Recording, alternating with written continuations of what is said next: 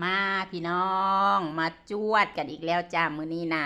อันนี้ก็คือปลากระบอกนี่แลมาอย่างดีแล้วสมเจ้าเอ้ยปลากระบอกซาชิมินี่นะแลบ้ากำงามหุ่นเห็นบอสมเจ้าเอ้ยแลเป็นชิ้นงามๆเลยนี่จ้ำกินกับวาซาบิกินกับเบียร์เย็นๆนี่นะแซ่บๆรสสมเจ้าเอ้ยแล้วอันนี้มันปลากระบอกว่ามันปลากระบอกอันเลี้ยงเด้อสมเจ้าอันนี้มันปลากระบอกอันอย่างก็ปลากระบอกทะเลแท้ๆเด้อสมเจ้าวิธีเบิ่งนี่นะวิธีสังเกตให้เบิ่งหน่วยตามันนี่หน่วยตามันสีกลมๆมนๆน้อยๆอยู่ทางในคุณถ้าปลากระบอกอันนี่นะปลากระบอกอัน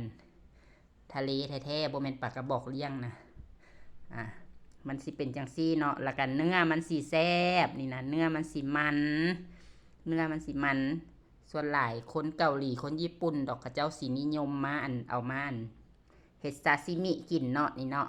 ปลากระบอกตัวนี้แล้วก็แพงอีกเด้อซุมเจ้าเด้อปลากระบอกอันทะเลแท้ๆอันนี้นะแพงรสชาติก็ดีกว่าปลากระบอกอันอยู่ตลาดที่ว่าตัวละ20-30 เหรียญฮันเด้อแต่ว่ากับปลากระบอกตัวนี้ตัวซ้ำนี่นี่ตัวละ100เด้อซุมเจ้าเด้อตัวละ100 เหรียญฮ่องกงนี่นะแต่ก็แลซีนออกมาได้บ้ากหลายๆพูดเห็นบ่โอ้แซ่บแซ่บแซ่บแซ่บนี่วิธีเบิ่งปลากระบอกอันทะเลที่แบบรสชาติดีๆเนาะตามันสิกลมๆจังสิเป็นหน่วยน้อยๆกลมๆอยู่ทางในเนาะแล้วก็ราคาก็สิแตกต่างกันรสชาติก็แตกต่างกันอีกสมเจ้าเอ้ยโอเคสิขออนุญาตไปกินก่อนเด้อบัดนี้เด้อนี่กินกับเบียร์เย็นๆนี่นะบ่มีกินข้าวเลยสมเจ้านี่นะโอเค